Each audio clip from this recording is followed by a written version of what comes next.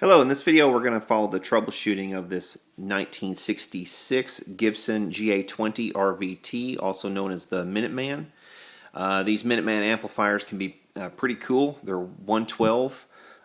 This one, I believe, still has the original speaker. We can turn it around and take a look, but it has two channels, a normal channel with a loudness, treble, and bass, reverb channel. Each channel has two inputs.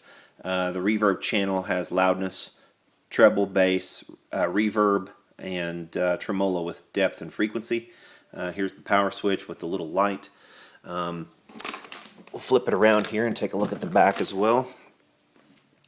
Pretty spare on the back. You've got the foot switch that plugs in underneath here. This one does come with the original foot switch, which controls the tremolo and reverb. Actually, this is not the original. Not the original speaker. Looks like a, I don't know, maybe an Eminence in there. There's our serial number and everything with our fuse. Calls for a 1.5 amp fuse. But yeah, so we're going to follow the troubleshooting and restoration of this thing. The customer was complaining that I think they said the tremolo wasn't working properly, and also at some point during play on this, it would make a very loud popping noise and just stop altogether. Also, they complained that channel 2 was just screwing up pretty much entirely. So we're going to take a look at it, follow along if that's something you'd be interested in. Stick around. Okay, I'm here with this 66 Gibson GA20RVT Minuteman open. We can see I've installed a couple of terminal strips here in these positions and replaced the large capacitors that were left in, the old ones. Here's what the old ones looked like. They were the larger type. Old type there. Those were in these positions. One was attached here and was right in here, and another one was attached over here and was taking up all the space over here. So I just went ahead and removed those from the amp. Used this hole for one of my terminal strips.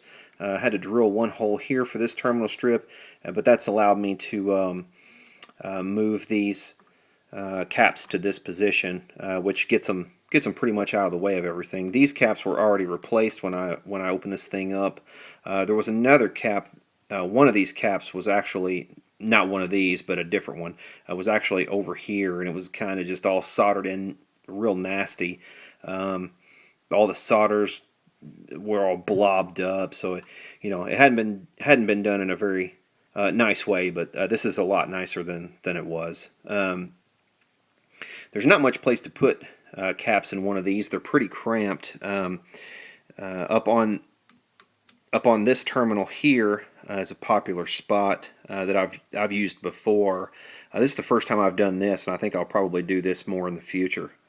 Put additional caps over here. At any rate, looking through here, we can see here's our big roach for our tremolo. These on at least one of the amps that Gibson amps that I've serviced before, these have a tendency to break off. I'm not sure if it's the components that were used or if it was just stressed from somebody poking around inside the amp too much. But if you move these around, you risk breaking off components inside this roach. So if you have one of these, don't mess with this component too much.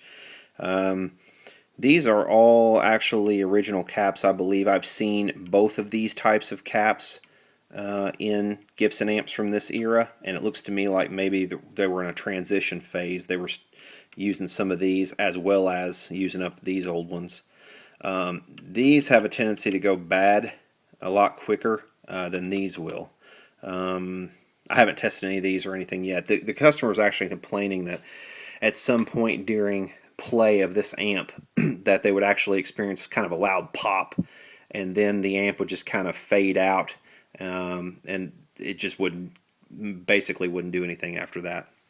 One thing I have found that's raising pretty big alarm bells, if we look at this schematic quickly, A lot of the components that are supposed to be in this amp are not in this amp, according to the schematic, and that is very typical of 1960s Gibsons. They were all over the map. Anyone who's tried to work on a 1960s Gibson will tell you the schematic is just more of a guideline than anything. Apparently, they changed the schematics so often that they didn't even bother writing them down. I guess at a point, because they're almost always different than the schematics you'll find. But here, I actually have traced out so far, and I've gotten to up to a certain point, and I've stopped to make this video, and you'll see why here momentarily.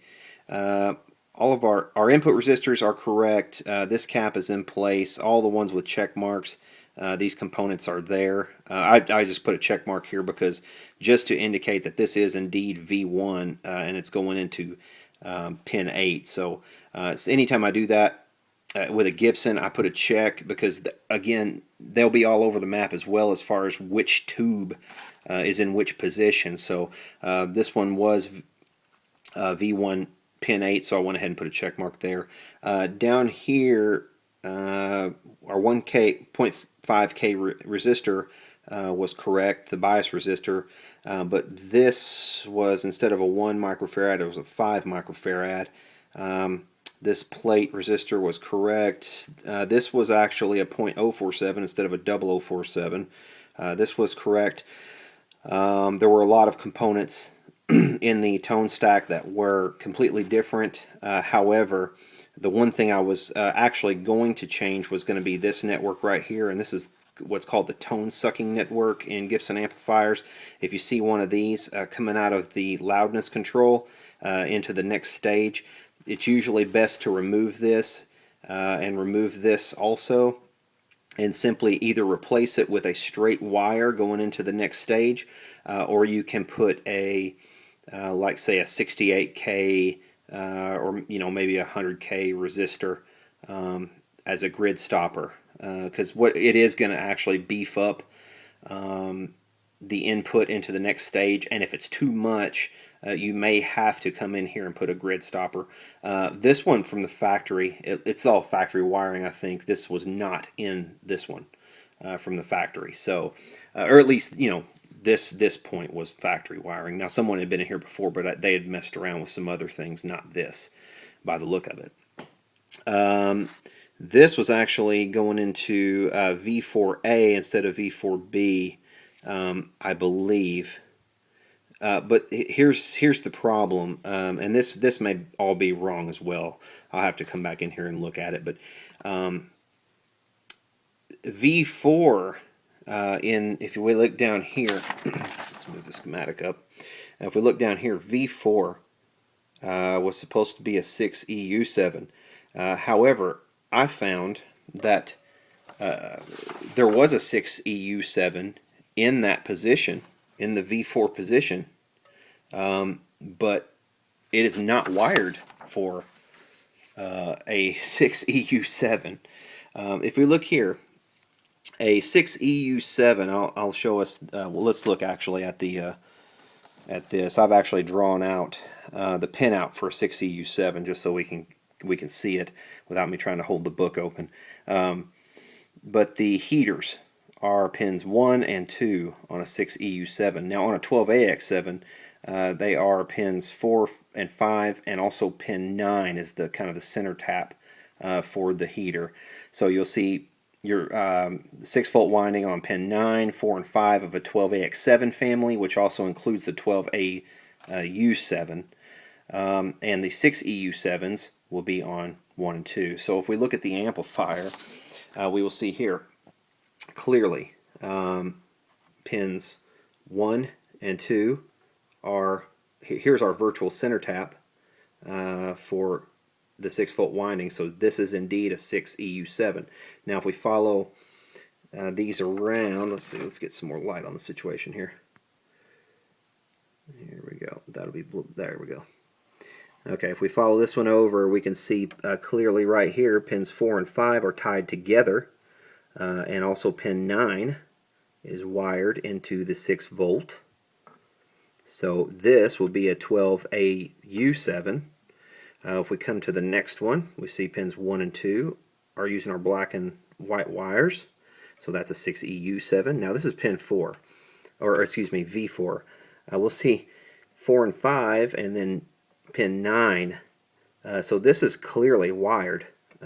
Just looking only at the 6-volt windings, even if you, I mean, you can look at everything else too. This is a plate, pin 1, and pin 6 is a plate. Here's our grid. Here's a grid. Here's a cathode, and here's a cathode. But this is easy. I mean, this is no mistaking a 12AU7 or 12, AX7, that family of tubes. But there was a 6EU7 in this position.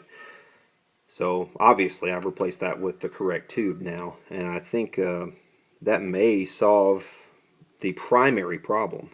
At least that's my hope. So, and I think actually I was, let's see. Oh, here. Well, right here I was actually pointing at the wrong tube. But the last two tubes,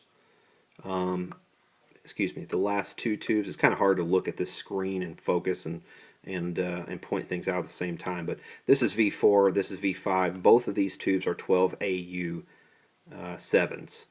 So yeah, so we have 6EU7, 12AU, 6EU, 12AU, 12AU. So we have 2 6EUs and 3 12AU7s. And I have made that correct on the bottom. I've made a notation once again on the schematic, so we have so we know what we're looking at. Yeah, the last two are 12AU7s. We have only 2 6EUs. So that's one of the things that can be very confusing about these Gibsons. And my God, I don't even think it's marked on the chassis. So if you were to pick up an amp like this and you thought it needed tubes, or if God forbid it didn't have any tubes, you'd have to take the thing apart to even figure out which tubes went where. And plus you'd have to have some know-how on how to figure out what the pins were supposed to be wired to. So Gibson, don't know what you were thinking or smoking in the 1960s, but you have it's no wonder that you kind of ruined your reputation thereforth, because you made some great amps in the 50s, but you just didn't keep your shit straight in the 1960s for some reason. These could have really been great amps, and they can be great amps if you come in here and do some tasteful modifications, and if you figure out the esoteric wiring on all of them.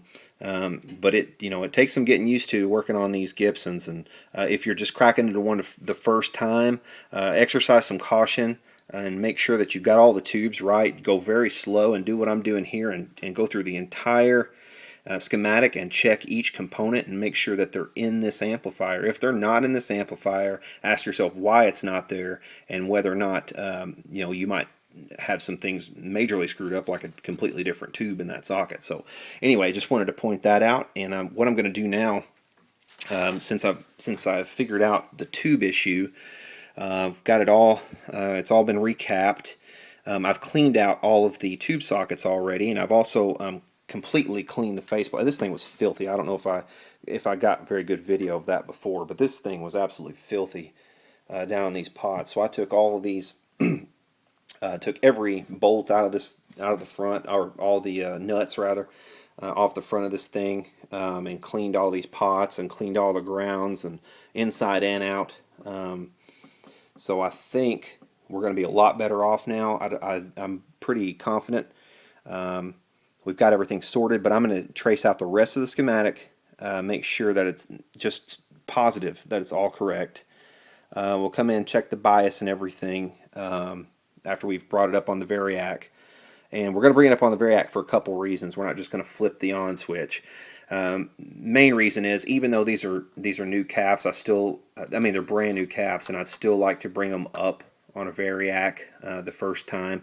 I've just heard from a couple techs that it's the safest way, and if these weren't preformed at the factory, which these are some of the less expensive ones, so chances are they might not have been properly formed from the factory. So I'm going to bring these up on the variac, slowly to make sure they form properly, and then they should last a good long time. But that's not the only reason I'm going to bring up on the Variac. If I've miswired something, obviously I want to see something sparking slowly or smoking slowly before because even an experienced tech or somebody who's done all this before can miswire something. So it's best always to bring it up on a Variac and just do some measurements on each tube socket, all the plates and everything, make sure everything's coming up properly and slowly. So that's the couple reasons you always want to, you definitely want to get a Variac. If you're going to do any kind of work like this, you'll need one of those. You can get those. That one right there I actually got on eBay for not a whole lot of money, and it's well worth it. And if you have a lot of vintage amplifiers in your collection, it might be best to grab one of these anyway, because you can always dial it down to the 110 volts on the input like they were back in the day. So you're not if that's your thing, you can keep all your old vintage amps a little cleaner that way. They'll have more of a tendency to break up at our modern 120 volts on the input. But anyway, all of that aside, let's go ahead and do the rest of the service here, and then do a test. Okay, we're going to look at the underside of the amp chassis for a second, because I want to determine exactly when in 1966, or around about when in 1966 this amp was made.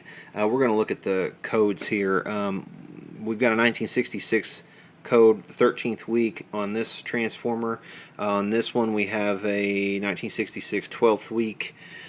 This one here is 1965. That's like the 38th week. This is the power transformer. This is the 19th week of 1966. So roundabout in the 19th week, and there's a transformer on the inside as well, but it's actually somewhere in this vicinity. But the 19th week of 1966, this late in the game, Gibson had, I guess, figured out that the tone sucking network wasn't doing their amps any favors, because they had removed not only, excuse me, let me put this somewhere where it'll stay. They had removed not only the first tone sucking network out of this GA20RVT, but they had removed the second tone sucking network as well. I have not yet looked at channel 2, the reverb channel. It has one of those networks as well, shown in the schematic. I'm guessing that one might still be in there, but I have not looked yet. But at least these two are gone. There's a lot of components actually that have been changed. Again, we saw that the that this first bypass cap had been changed. This component was changed, or wasn't there actually. This whole tone network was different, and it's all factory wiring, so it's completely different. And I didn't take time to actually redraw out the entire tone net stack. But it is different. Take my word for it. All these were gone. This was a 4.7K as opposed to, sorry, I'm having trouble reading that. Whatever that says on the schematic. 1.5. This was not in the amp, so that was missing. Up here we had a 1 meg instead of a 1.5. Here we had a 220K on R15 on the schematic, but it was actually a 470K in the amp.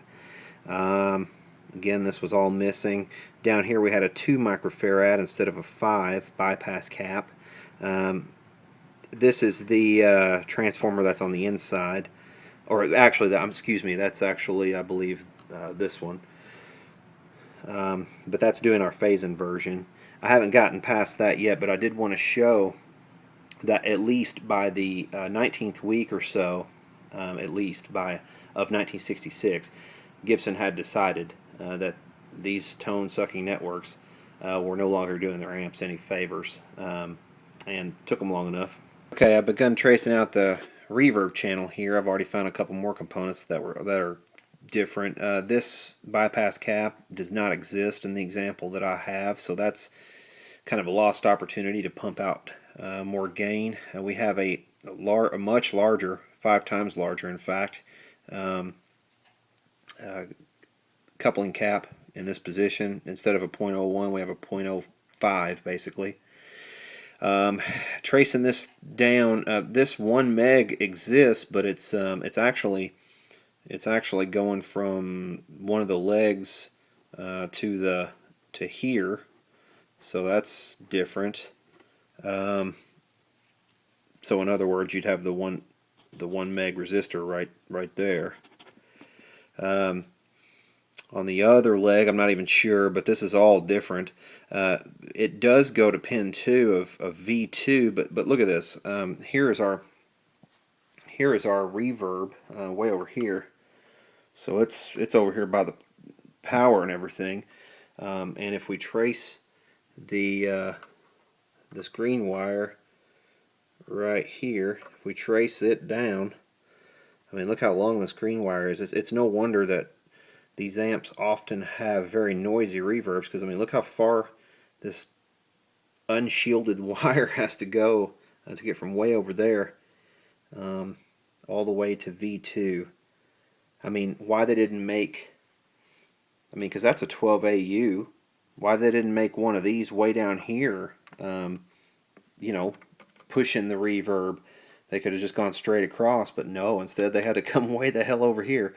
So that's another thing, you know, about Gibsons. These have every opportunity to be way better amplifiers than they are. Unfortunately, they weren't always wired real great from the factory in the late 60s. The earlier ones, the 50s ones, are phenomenal amps, and most of the early 60s ones are as well. I say most. The majority probably are from the early 60s still great amps. There are some duds and some exceptions. Most of the ones from the later 60s can use a lot of help, and it's just little things like that, like this, you know, very long wire running from V2 all the way over here. I haven't been really given the okay to go all out on this thing and start, you know, changing wires to shielded cables. And I mean, because if this were my amp and I was going to try to gig with this, I could make this into a killer amp, but I would have to put a lot of work, and that would be a lot of time and expense for this particular customer if I'm doing all this work, because you know, I would change all these input wires to shielded cables, and some of these longer ones I definitely change to shielded cables. I might even rearrange like I said, I might even make the reverb driver tube maybe V5, so it's a hell of a lot closer. Just little things like that could have been done a lot better, and weren't, unfortunately, but it is what it is. It's a late 60s Gibson. It's still going to sound great, probably still going to be a great little amplifier, but could just be that much better with that little bit of effort that you wished that Gibson had put in the late 60s. Okay, I apologize for all the schematics in this particular video, but given the nature of this Gibson amp and Gibson amps in general, I'm kind of having to do this. But going through here again, this bypass cap was not here. Coming out of this tube again, I did actually see a 0047 here. This was correct. It was going into this tube miraculously, and this was correct. Here's a 1K down here, which was correct. I mean, this all was pretty correct. And it goes to T4. So let's look in here architecturally where we are in the actual amp. This is that V2 tube, and we're coming out of this tube and going down in this hole here to that transformer, which is going to push our reverb. So that's probably the best place on the chassis they found to put that reverb transformer, over here.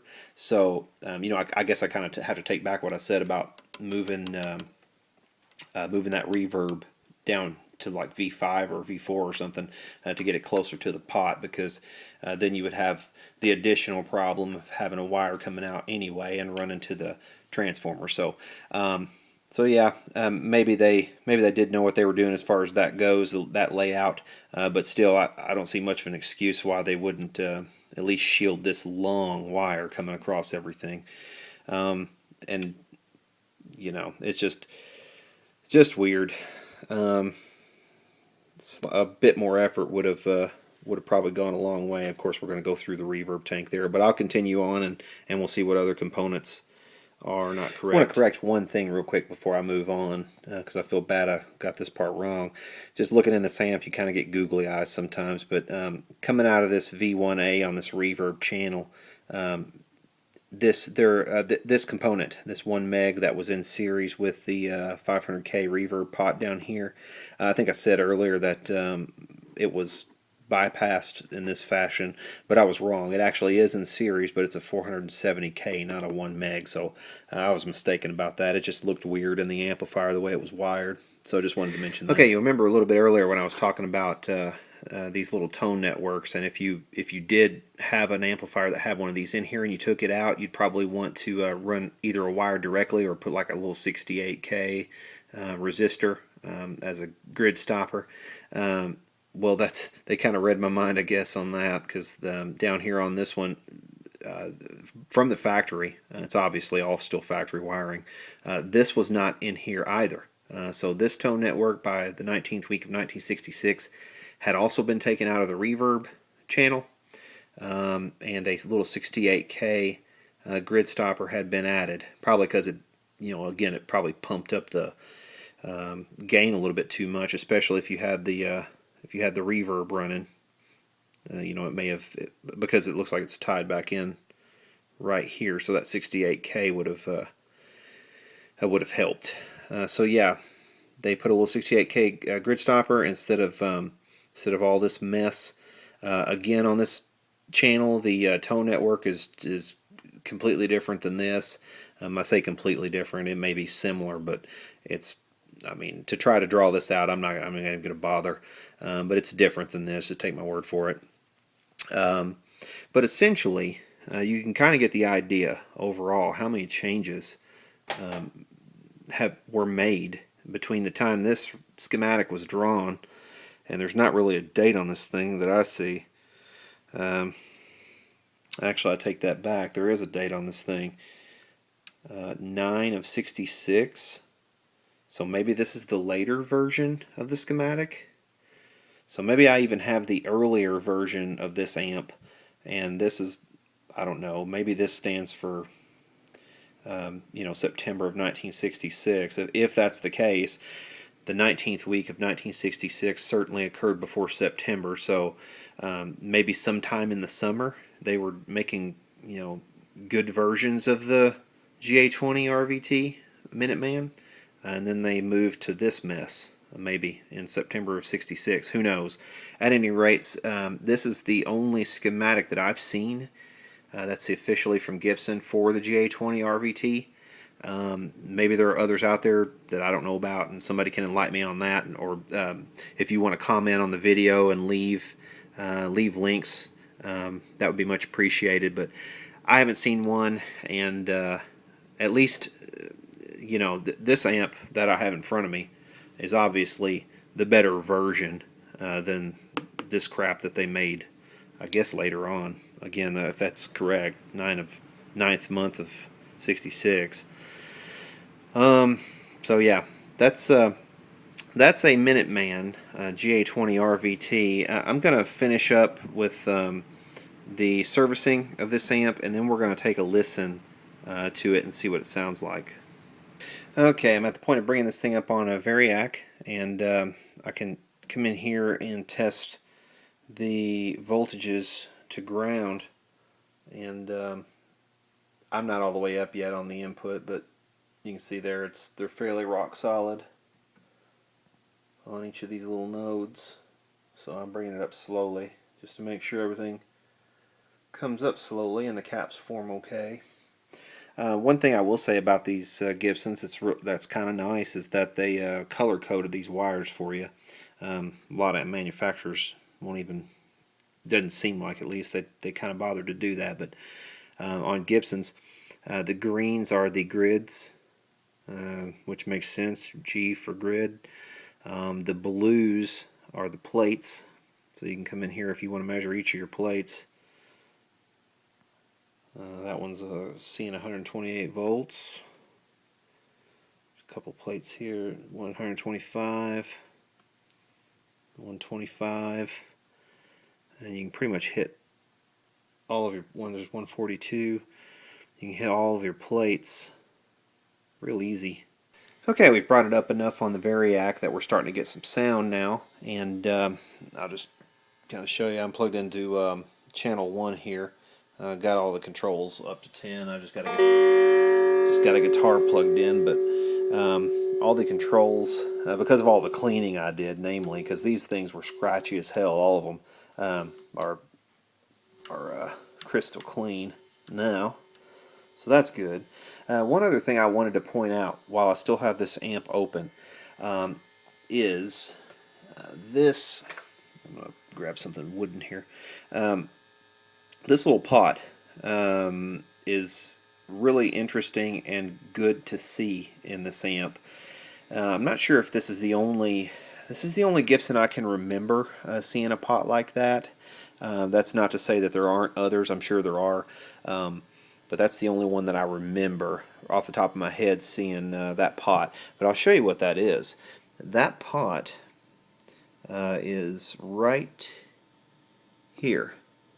And what it's doing, essentially, it's down here in the tremolo circuit. So what it's doing is it is adjusting, it looks like, the bias for this tube here, which is driving, I think that's the tube that actually drives the tremolo. So, and here's our oscillator over here.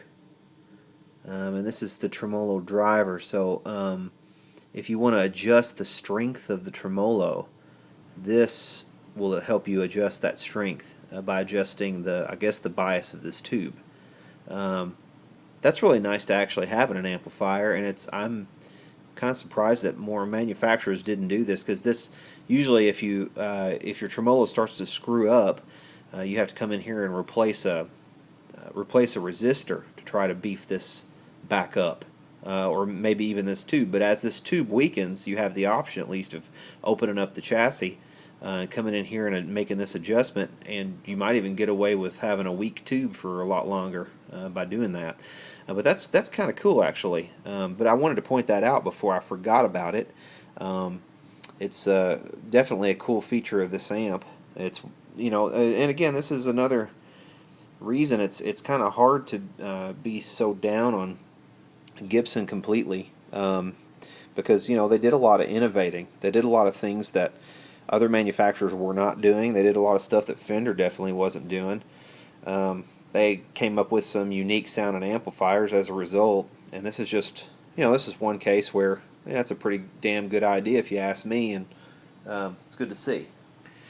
Okay, we've had this thing kind of burning in for a little while at maximum power. I'm going through the second channel right now, testing out the reverb and tremolo channel. Volume is only about halfway up or so. Treble and bass are cranked, but just to show all of the pots are now squeaky clean. Those all cleaned up really nice. Not a single scratch on any of these. But the tremolo works really nicely. The reverb sounds great. It's actually pretty loud too, even with the speaker facing downward. But yeah, the reverb, listen to that.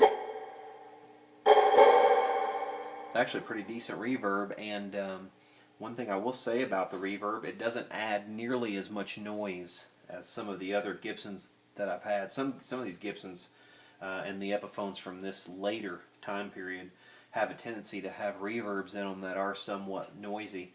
This one isn't bad at all. Right now I've got it out and it's not even shielded or anything, and I mean, it adds a little bit of noise, but not enough to really worry about it too much. I think if you were to replace that one long chord, that would probably take care of even most of that hum. But anyway, nice reverb, and the tremolo does work.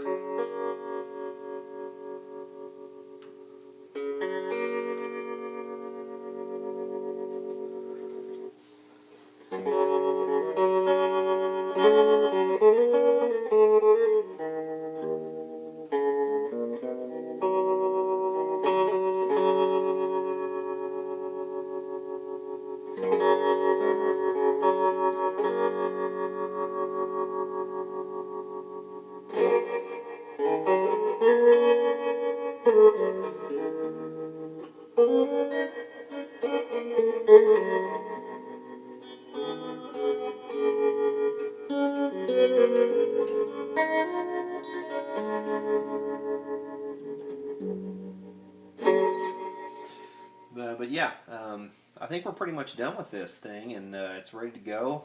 New caps. It's been completely clean. I think the customer's going to be happy. Sounds excellent, even facing down on the table like this. And I can't wait to wait till it's morning time so I can actually fire this thing up and give it a proper demonstration. So yeah, stick around and we'll give it a good demonstration. One last thing I wanted to demonstrate real quickly here before I button this thing up is the importance of shielding. The reverb right now is cranked pretty high, but it's off. If I come over here to the reverb pedal, and if I actually turn it on, you'll listen to the amp. It's on at the moment, and you can kind of hear a little bit of noise. Perhaps you might have to turn up your speakers to really hear it. But here, when I press this reverb button, listen to this. Okay, you can definitely hear that, I'm sure. So there's off. Here's on. But watch this. I'm going to wave my hand over V2. That's the second tube from the left right there, and that's the one controlling the reverb, or pushing the reverb. And watch this.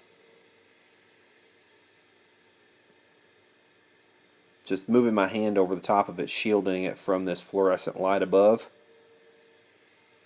completely takes away that hum, or that little bit of fizz. Let's do it again.